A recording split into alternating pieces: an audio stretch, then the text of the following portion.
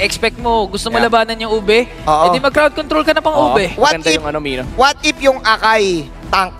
Yan ang hindi natin alam. O sa bagay. Anong lalaki mong jungle? Martis. Kulang.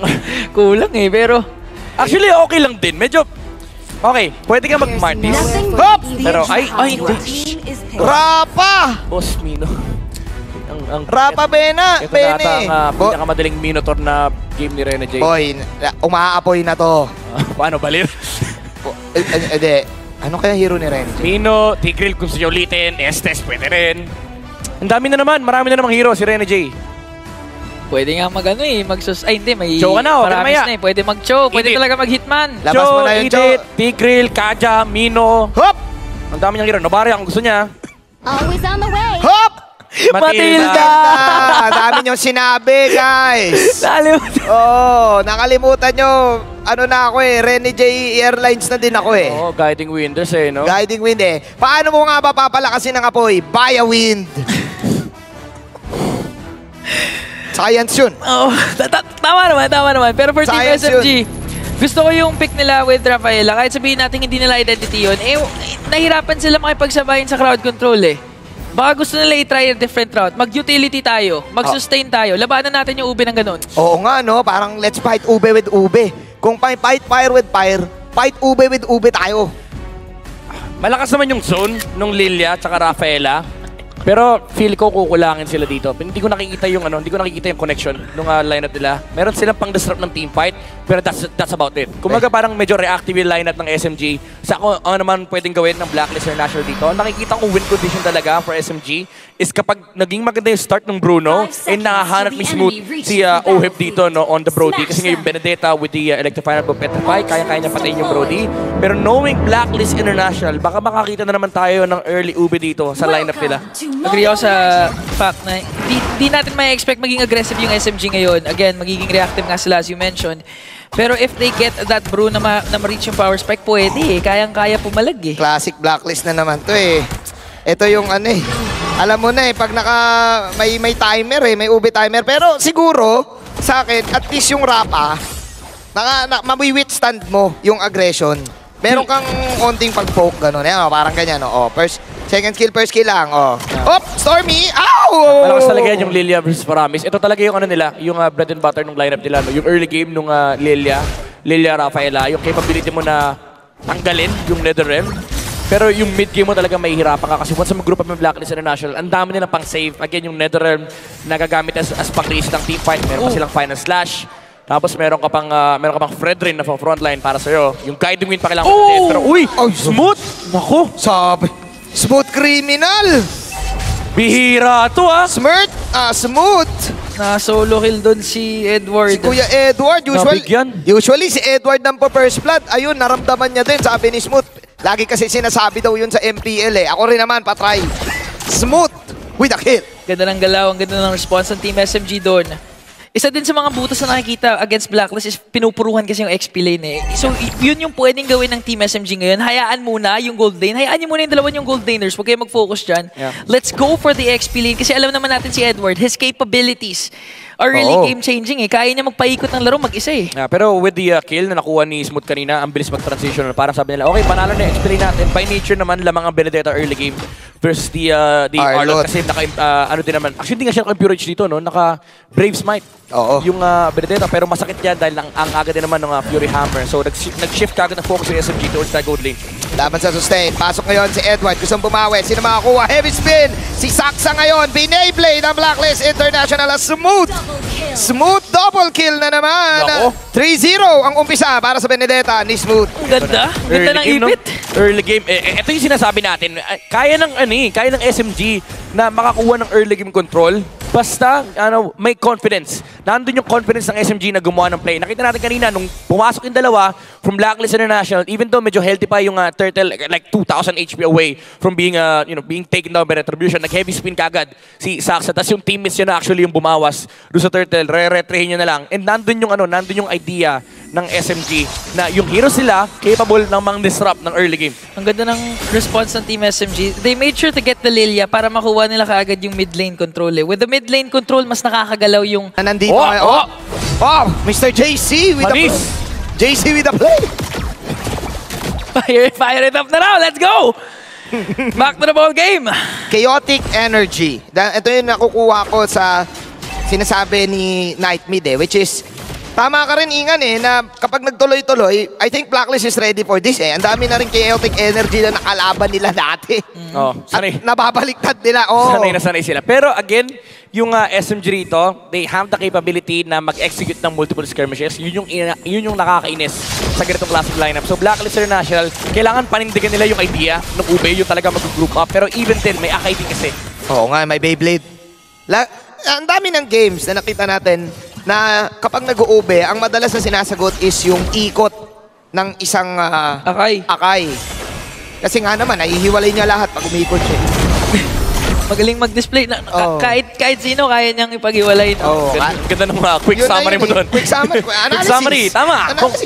I therefore conclude, no? Diba? Akai, hiwalay. Basic lang naman O, tingnan mo, di niya pa pinapap yung ikot. Tumalon si Saksa. Nandun si Edward. Lumilipad si Edward. Ay, Smooth. nasa likod si Smooth, Smooth. Okay, Smooth. This time, criminal. Okay, libreng dash. Siyempre, libre talaga dash yung Benedetta lamang bayad din walang bayad dyan. Smooth. Dash ulit para kay Smooth. Okay, Smooth. Sinasay ko. Grabe naman si Smooth. Grabe, Smooth criminal, boss. Moonwalk Sabi niya, great na mag-Benedetta si Edward. Moonwalk pa harap. Napanood ko kasi si Edward mag-Benedetta nun Napanood niya Ganto yun Napanood niya Napakadali, napakasaya. Kaya naman tignan mo, gold earned. Lamang na lamang kaagad.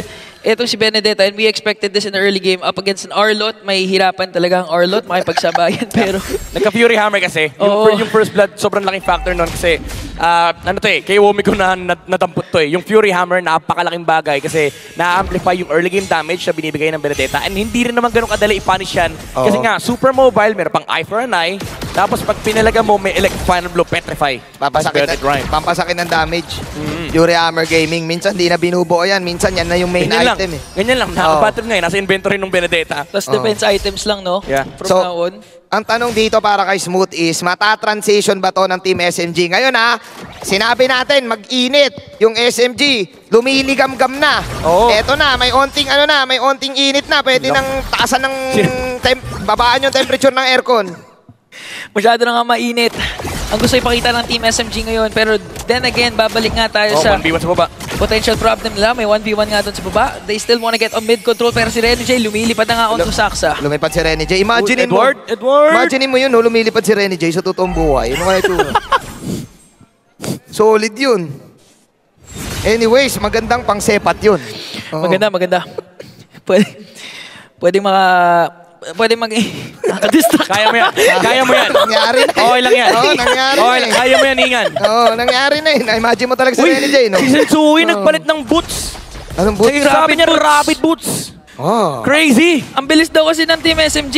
He wants to fight chaos with chaos. Hindi pala siya nagpalit. Ngayon pa lang pala binuo. Yun na yun. Sabi nila, ayaw na namin. Ang dami na naming napanood na kapag nilaro namin yung black box, malulugi kami. Kailangan guloy namin. Kailangan lagi kaming wala sa script. Kailangan magaling kami umadlib. Yung chaotic vibes na kung saan napupunta, hindi makapag-turtle basta-basta yung Blacklist International. Ayan na. Ayan na. Smooth.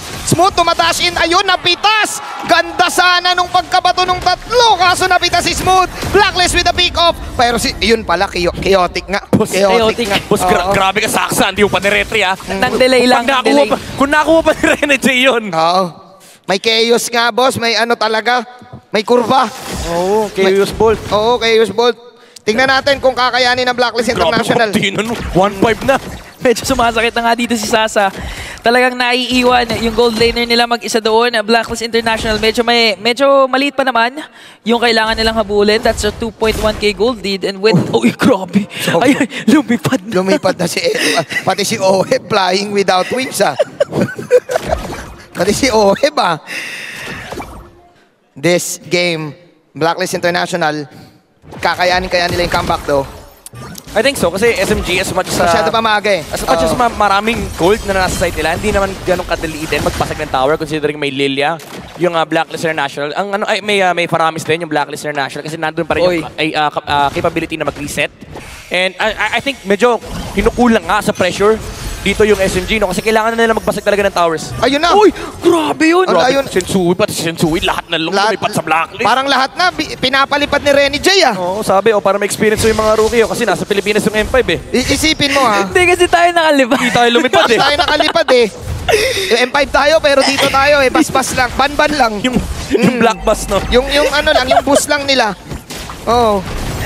Pero ngayon, slowly but surely, na-extend ng Team SMG itong kalamangan nila with the push in the middle lane at Renny J.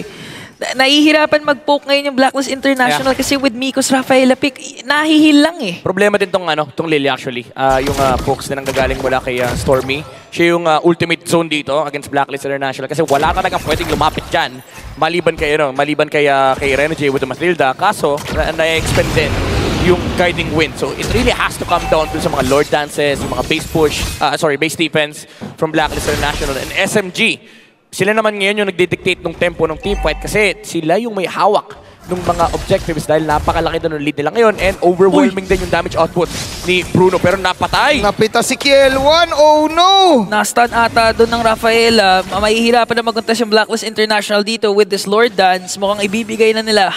Teka, nararamdaman ko na yung init, boss. Fire up na. Nararamdaman ko na yung oras na eh. Nagpa-fire up na. Parang kailangan na magbaba ng isang butones ng polo. May Kailangan taas ng temperature. 23 degrees temperature na. Medyo may onting init na, kumbaga.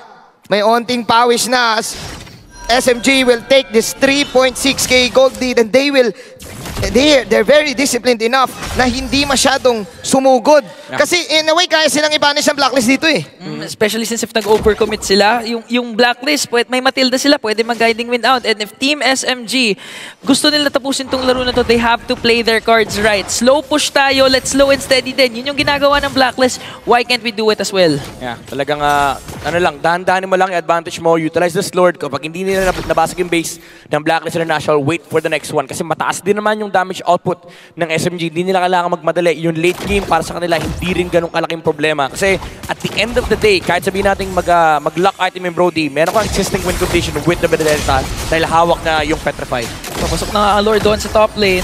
Team SMG, they're looking to get an inhibitor turret. Oh, yung Petrify!